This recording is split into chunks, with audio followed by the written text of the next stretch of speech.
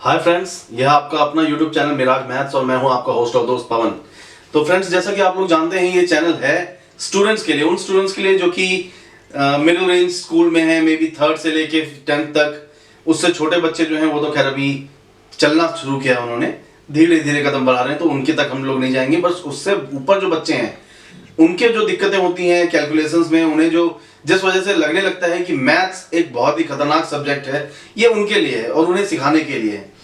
तो फ्रेंड्स, जैसा कि आप लोग जानते हैं, अभी तक हमने आप लोगों को सिखाया है कि नंबर्स से दोस्ती करनी है, आपको डिजिट्स से दोस्ती करनी है, फिर कैलकुलेशंस पे जाना है, फंक्शंस पे जाना है।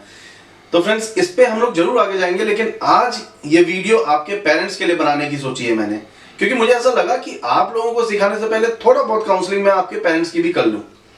तो फ्रेंड्स, आपके पेरेंट्स को मैं क्या सिखा सकता हूं? मैं कुछ सिखा नहीं सकता, सिर्फ समझा सकता हूं। और समझाना मुझे ये है कि हमारे पास, हर पेरेंट्स के पास कुछ बहाने होते हैं अपने बच्चों के लिए। ज्यादातर पेरेंट्स के पास 1-2% ऐसे होते हैं जो अपने बच्चों को खुद सिखाते हैं, कोई और सिखाए ना सिखाए, लेकिन ज्यादातर पेरेंट्स कहते हैं कि बच्चे हमसे क्यों सीखेगा, बच्चा हमसे सीखेगा ही नहीं, हम तो घर के हैं, हमें उस तरीके से ट्रीट नहीं करेगा, टीचर को जिस तरीके से ट्रीट करेगा। पर आप लोग ये बात भूल जाते हैं कि बच्चों ने हर चीज आपसे ही सबसे पहले सीखी है, आपसे ही उन्होंने अपनी मदर टंग सीखी है, मातृभाषा सीखी है। अगर आप लोग पंजाबी हैं या बिहार से हैं या राजस्थान से हैं या ऐसी किसी जगह से हैं, तो आपकी जो अपनी भाषा है, मे बी मारवाड़ी या पंजाबी या बंगाली, ऐसी भाषाएं उसने आपसे सीखी हैं, किसी स्कूल या कॉलेज में जाके नहीं सीखी। हाँ, उस पर वो ग्रेजुएशन नहीं कर सकता, ग्रेजुएशन करेगा तो उसके लिए कॉलेज में जाना पड़ेगा, बट बेसिक तो सीख जाएगा और काफी अच्छी सीख जाएगा। तो फ्रेंड्स, अब मैं आपको बताऊंगा कि आपको क्या सिखाना है अपने बच्चों को। सबसे पहले तो आपको अपने बच्चों को मैथ सिखाना है और इंग्लिश सिखानी है। ये दो चीजें आज के टाइम पे बहुत जरूरी हैं। तो फ्रेंड्स, मैथ्स आप क्या सिखा सकते हैं? मैथ्स में बहुत ऊपर तक नहीं, आप सारे कैलकुलस वगैरह नहीं सिखा सकते, लेकिन प्लस माइनस मल्टीप्लाई डिवाइड तो सिखा सकते हैं। उसको अपनी भाषा में बोल के सिखा सकते हैं। आपको प्लस बोलना नहीं आता, कोई बात नहीं, आपको जोड़ना आता है, आपको जोड़ बोलना आता है हिंदी में।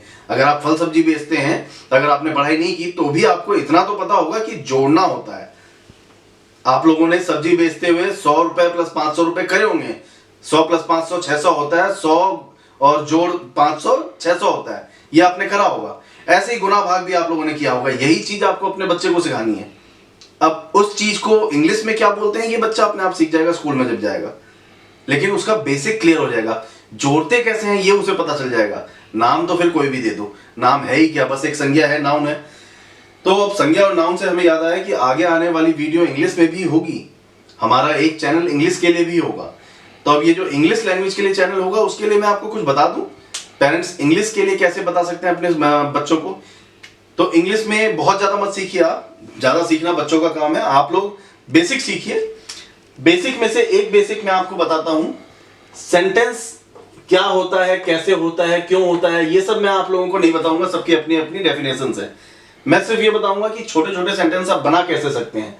तो मैं एक सेंटेंस उठाता हूं, मैं किसान हूं।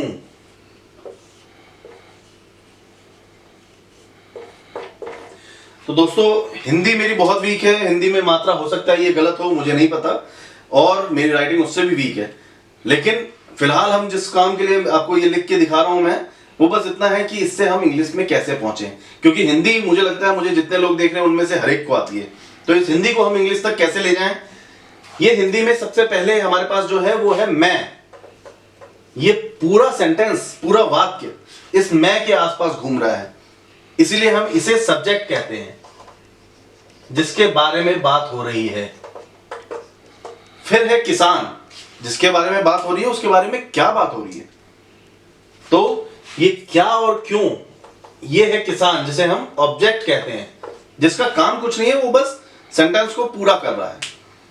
अब उसके साथ एक वर्ब होता है। वर्ब मतलब हिंदी में हम वर्ब को क्रिया बोलते हैं। तो यहां पे ये जो क्रिया है, हालांकि अगर हम डीप में जाएं तो ये क्रिया नहीं है, ये बस वर्ब भी नहीं है, ये एक सपोर्टिंग वर्ब है, हेल्पिंग वर्ब है, ऑक्सिलरी कहते हैं हम इसे। लेकिन उतने डीपली हमें नहीं जाना, हमें तो बस ये देखना है कि हर सेंटेंस में कोई ना कोई काम हुआ है या कोई ना कोई आपकी स्थिति है, पोजीशन है। तो ये आपकी पोजीशन है, आप हैं। इस चीज को जब हम इंग्लिश में ले जाते हैं, तो इंग्लिश में ये सिस्टम पहले सब्जेक्ट होता है, फिर वर्ब होता है और फिर ऑब्जेक्ट होता है। राइट। तो हमें बस इसे पलटना है। अब इसमें से हम कितना पलट सकते हैं? मैं, दैट इज आई। आप में से काफी, मतलब मेरे हिसाब से तो सबको पता होगा कि मैं को हम आई बोलते हैं। इतना तो आपने वक्त के साथ सीख लिया होगा, चाहे स्कूल में गए या नहीं गए। किसान, किसान को फार्मर। हूं, इस हूं को, हेल्पिंग वर्ब को हम एम बोलते हैं। चलिए, ये आप में से बहुत से लोगों को नहीं आता होगा, धीरे धीरे आप सीख जाएंगे ये चीजें। कहीं इसकी जगह वर्ब होता, मैं किसान की जगह हम लिखते खेती करता हूं, तो करता, डू, ये एक वर्ब होता, एक्शन होता, क्रिया होती। तो वो चीज हमारे पास यहां होती। अब इसे हम सेटल करेंगे इंग्लिश के फॉर्मेट में। आई एम, बीच में वर्ब, अ फार्मर। अब ये अ क्यों है? यहां तो कहीं अ नहीं है। तो इसके लिए मैं आप लोगों को बता दूं कि जब भी आप बोलते हैं मैं किसान हूं, तो उसमें आप बोलना यही चाहते हैं कि मैं एक किसान हूं। और इंग्लिश में वो चीज हम उजागर करते हैं, I am a farmer. I am farmer लिख दो आप, कोई दिक्कत नहीं है, लेकिन वो complete I am a farmer से ही होगा। हिंदी में भी ये कंप्लीट मैं एक किसान हूं से ही होगा। जो लैंग्वेज है वो यही है। तो दोस्तों, इससे ज्यादा किसी भी भाषा के बारे में आपको इंग्लिश की जो वीडियोस आएंगी उसमें बताया जाएगा। अभी तो बस आपको बताया गया है कि आप धीरे धीरे इस तरीके से प्रैक्टिस करना शुरू करिए। तो दोस्तों, अगली वीडियो से पहले आप हमारे चैनल को सब्सक्राइब करें और बेल आइकन दबाना ना भूलें। धन्यवाद।